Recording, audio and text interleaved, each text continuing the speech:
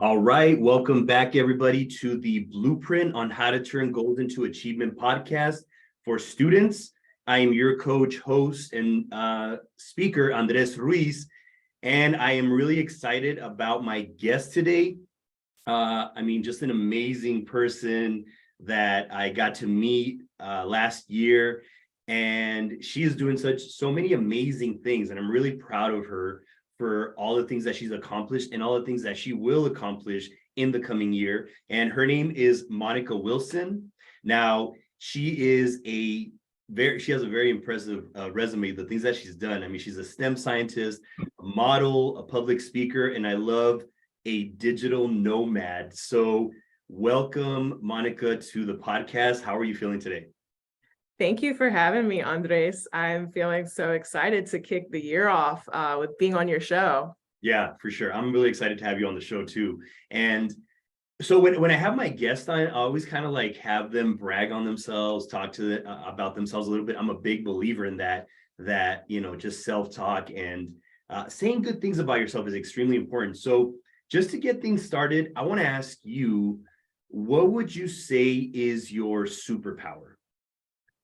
I would say that my superpower is that I have the ability to shapeshift and adapt to whatever environment that I am in. And the accolades that you described of me to the audience, I'm able to make those things happen by shapeshifting a lot, no matter where I live in the country or what types of skills I have for my job, or if I'm pursuing a new passion. Shapeshifting into that character and that role is really important to be successful. I love that. Yeah.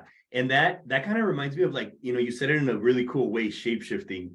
And my son would love you for that because he actually has a YouTube channel called Shapeshifter. But, that shape-shifting, like knowing how to understand social cues or just being in a room of people where there's certain ways that you can do things and certain ways that you can't do things, So I love how you're talking about shape-shifting. And I think that's a really valuable skill set to have in this world of, just diverse group of people that we're going to be meeting on a daily basis. So Yeah. I love that superpower for sure. I would agree with you 100% that that is essential for our success. So I want to ask you, just give us an overview of the work you do, as a scientist, a model, public speaker, digital nomad. Kind of tell us a little bit about digital nomad as well, because I love that title. But tell us about, just the work that you do, please. Yeah, sure. So I'm starting to categorize myself as a triple threat. A lot of times we hear that term and we think of singer, actress, dancer, and I stopped thinking that's what a triple threat meant. A triple threat means, well, in my case, I'm really good at pursuing three things right now simultaneously. So I am an environmental scientist. I work on a very small team. I'm the first Black woman in the world in my role doing what I do, where I support a organization called the International Well Building Institute, which is an institution that is backed by evidence-based research and science on how we can support humans in the built environment. And the built environment is your home, my home, where you go to work, where I go to work, certain commercial real estate spaces that we occupy. I advocate to put people first in those spaces, the air you're breathing, the light quality, how you're being treated in that environment. That's something that's really important to me and something that I'm so excited that I just stumbled upon in my career coming up on 3 years ago now. So that's one layer. I became a model during COVID-19, actually. I almost say by accident, but I'm going to say by surprise. I had this plan for my life to just work as a scientist and travel the world through my work, and I had no other plans. I sold my things. I became the digital nomad, but a friend of a friend had referred me to a job during COVID when we were all on lockdown, and I was just really eager to get out of the house. And so my friend of a friend said, "Hey, would you like to be on set and model for my company this weekend? And I said, sure. So I looked over everything. I reviewed the script and we did a trial set on set. And then that Monday morning, I actually brought my work laptop to work. I wore a mask during that time, and I filmed my first commercial for a really well-known company in Colorado. And from there, I worked for a content agency in Denver, and that took off. Everyone on set could kind of see that I just had that natural look, that commercial face to model clothes and products that I was supporting, companies and brands that I really believed in that were taking off. So it was really unique because I got to support some of the most fastest growing companies in the United States. Fast forward to just a few months ago, around the time you and I met, and I told you that I was modeling, and I was actually interviewing to get signed at agencies and become official. And it's something that I never knew I was going to actually go forth and pursue. So around the time you and I met, I was negotiating contracts, and now here I am. I'm an international model. In the US, I do commercial print ads, and outside of the US in Mexico, I do runway modeling. And I'm looking to kind of expand into both in this upcoming year. And all of this is possible because, to cap it off, I am a digital nomad. So I can work from anywhere in the world on my laptop. And I've just been able to be really good at juggling all these endeavors. And the pandemic really, it changed my life. It changed me, and it shifted what I thought was great, was just being a scientist. And I didn't know that my inner child and my creativity that I had suppressed for so long needed to come to the surface and come to light. I love that. And I love how you talked about how that inner child, you had to bring it into the light. And I feel that you've done so much work on yourself that you're really evolving into this person that is, can look at things and be like, I can do that too. I mean, and then tell us a little bit about how, about the public speaking as well. Yeah. Because man, I mean, you're doing so much already, but I mean, tell us a little bit about the public speaking and, what's to come for you when it comes to public speaking. Yeah, so I was just always really gifted in front of the camera, although I'm a shy girl.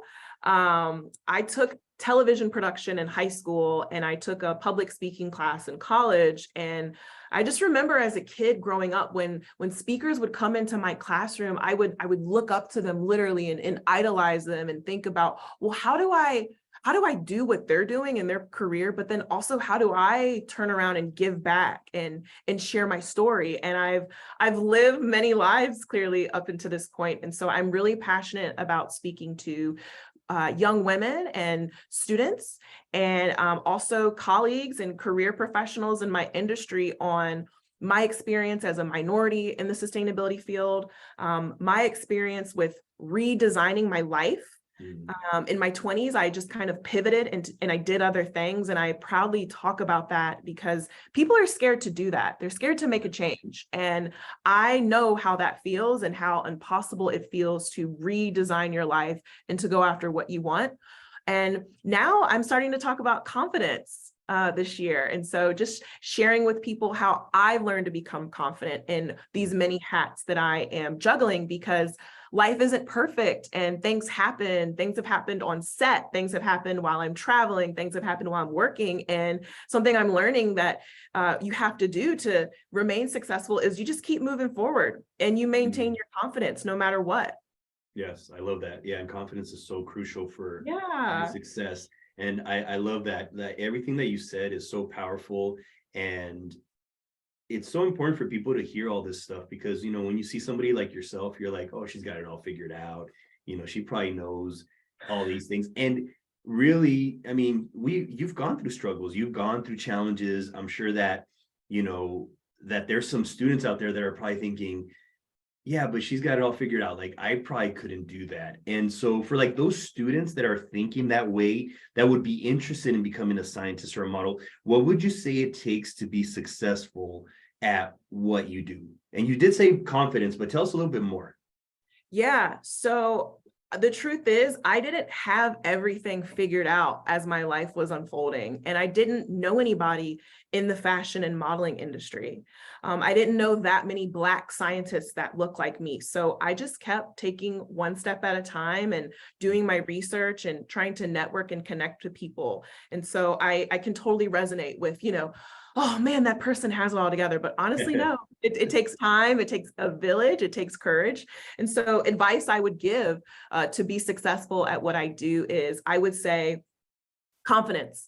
And when we talk about that word that, you and I have just been talking about in the past couple of weeks, it takes courage, it takes bravery.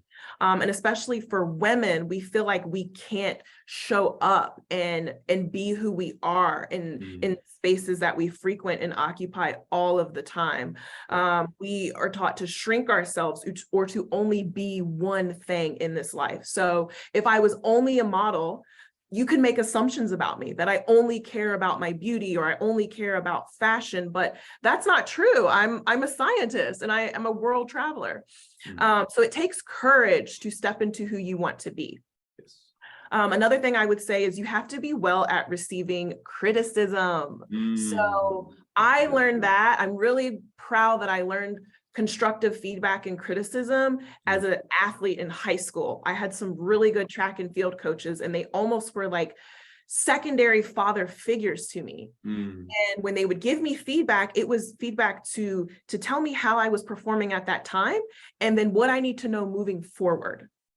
Wow. So you have to be well at receiving that criticism when someone says, hey, could you go back and redo that? Could you slow down with your lines if you're, like in my case, acting and doing an audition, or when I was playing sports, you're going to need extra conditioning, like your back muscles aren't all fully there. So they're not telling me I'm weak. They're not telling me I can't do it. It's just, you need extra work. You need a second set of eyes to look at you.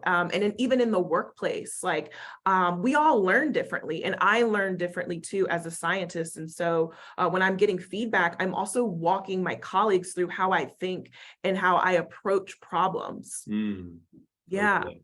Yeah. Another piece of advice I would say is discipline, knowing how to build a network, learning from other people outside of the field, and don't wait for an opportunity. Create your opportunity.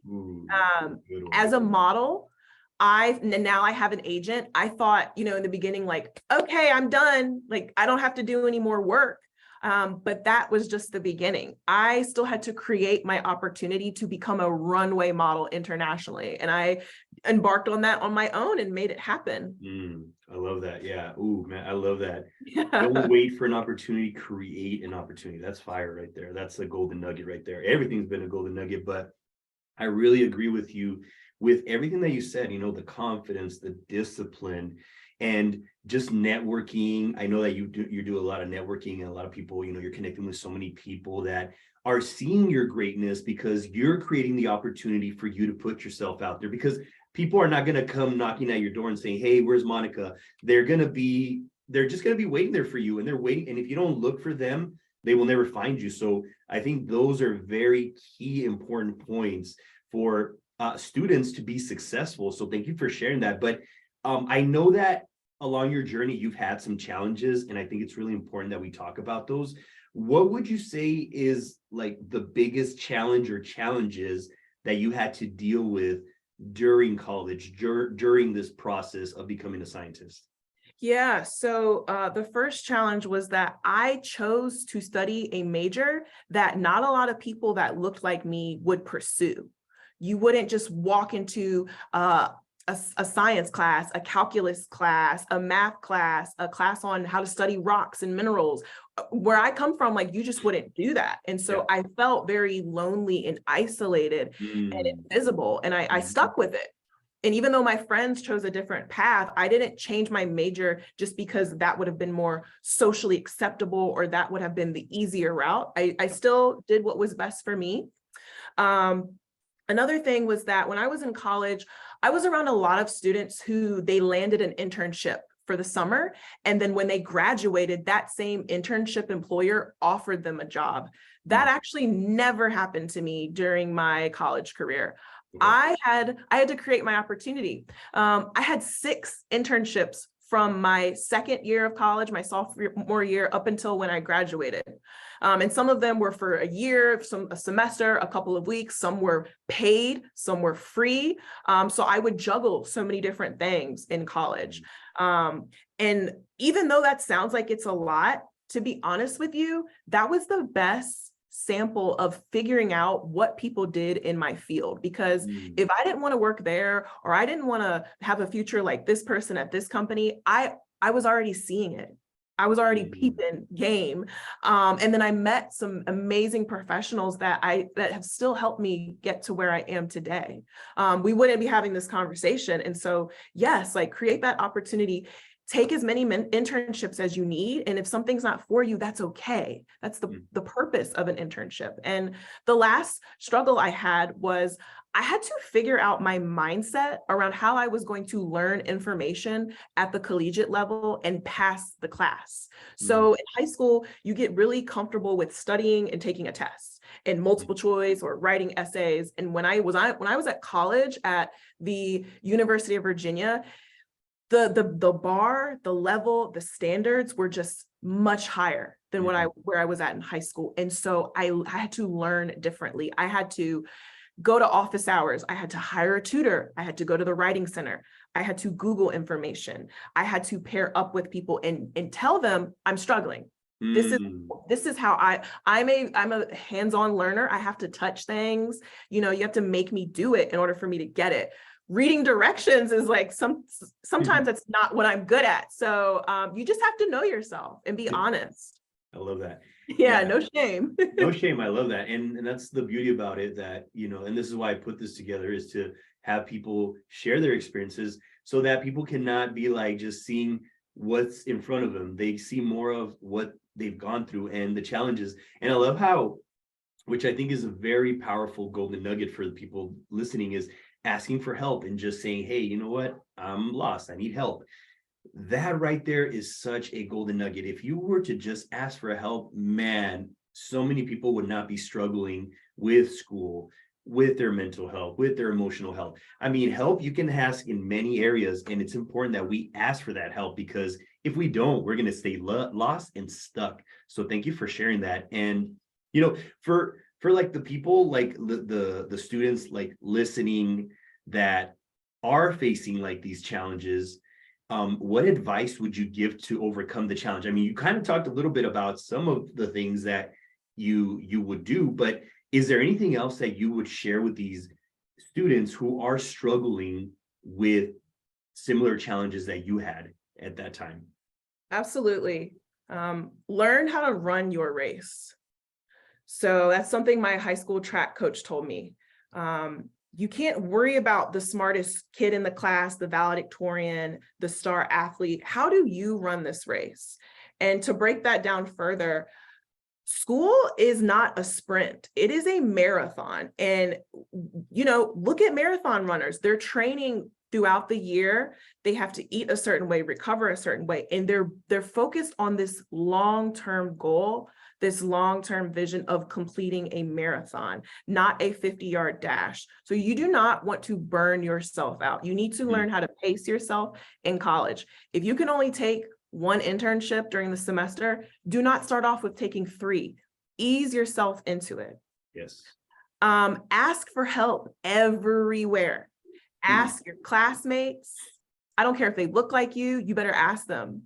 You'll learn something in that moment. Get a tutor, find a mentor. If there's therapy services, behavioral health services offered on campus, please go and ask for help. You never know who someone else knows that could help you. Wow. And like you said about getting stuck, once you start expressing that, you won't feel as stuck.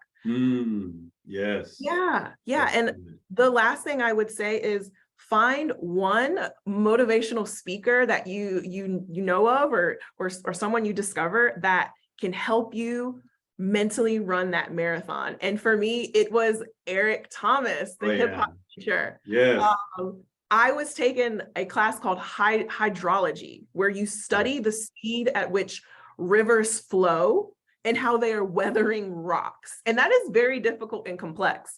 I wasn't the best student. I didn't get the best grade. I passed, but I only passed because of that man, that speaker. And still to this day, if I saw him, I would tell him that his words, you have to want it as bad as you want to breathe, and then you'll be successful. And so I was so afraid, I'll tell you, to approach these math problems. I was so scared.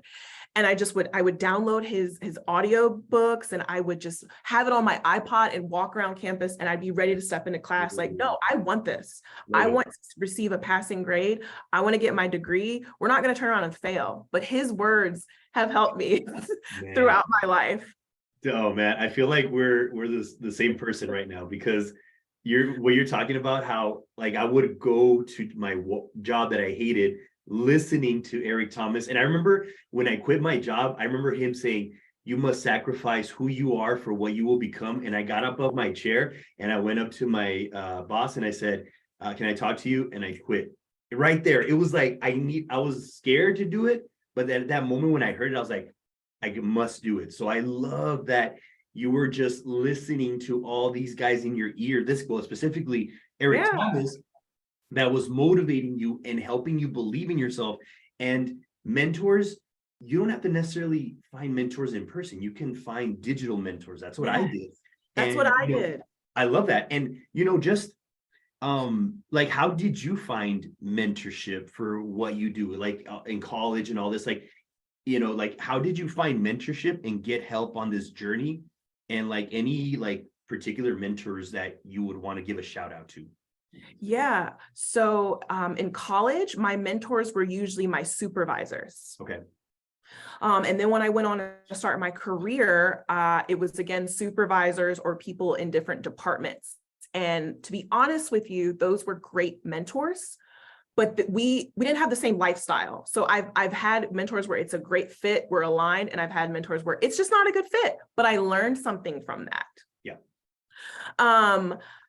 Today in my life with where I'm at, I'm big on it's okay to have a mentor that's not in your field. So we have a mutual friend, Diana Charbonneau, and I want to give her a shout out because she's great. I am her mentee. She is my mentor. I feel like we're both watching her just become a legend, a legendary woman of Tucson. Yeah. And we don't speak the same technical language because we went to school for different things. We have different life paths and experiences, but she's pushed me, she's brought me into the room, and she's just believed in me when I didn't believe in myself and when I didn't think I deserved a certain opportunity with where I'm at in my life. And that's, even though we don't have that same path, we bond over so many experiences. And another person I want to give a shout out to that I met by chance, by circumstance, his name is Tony Wilkins, and he's a private investor. He's a speaker. He's a cyclist,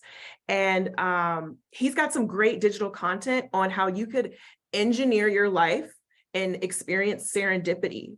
And, we grow up and we think we have these plans for your life, but he talks about how, but what if life ends up being bigger than what you planned and what you imagined? And when we met, I mean, that's what I felt. And I've been trying to figure myself out. And I go back and I read his articles, I watch his videos. And even though there's times in my life where nothing's happening, I'm all about staying consistent. I love that. Thanks to his teachings. Yeah. I love that. Yeah, that's good stuff. And yeah, Diana Charbonneau, she's great.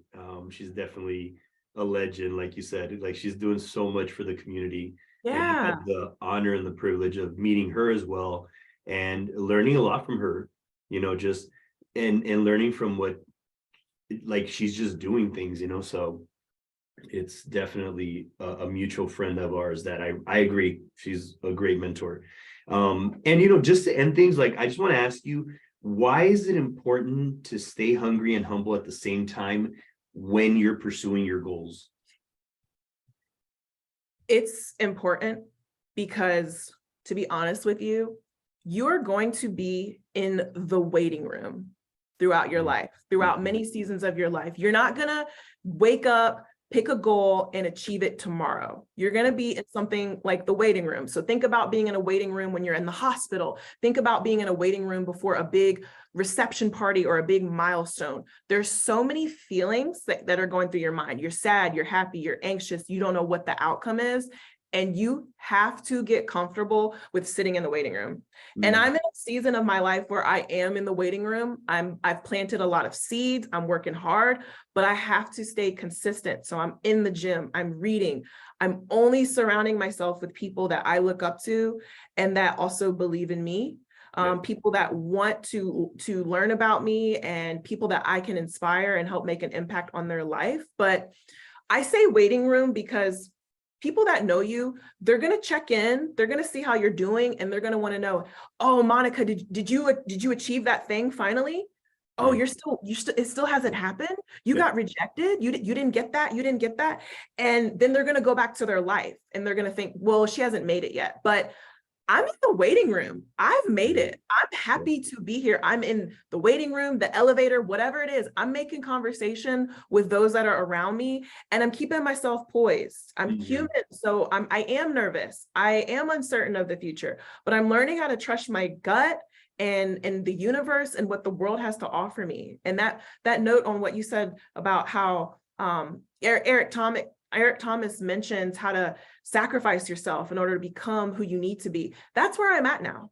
I know I have to want it as bad as I want to breathe, but now I have to make a sacrifice and I have to divorce myself from my old life. Yeah, so get comfortable in the waiting room. I love that. Yes, good stuff, man. You definitely dropped some like golden nuggets today. Yeah. And so, I just want to say thank you again for being on the show.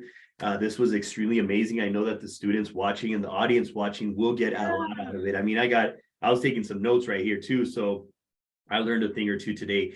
But I just want to say also thank you to the audience for tuning in to the Blueprint on How to Turn Goals into Achievement podcast for students. We will be seeing you on the next episode. Have a great day. Bye. Yeah. Thank you. Bye. Bye.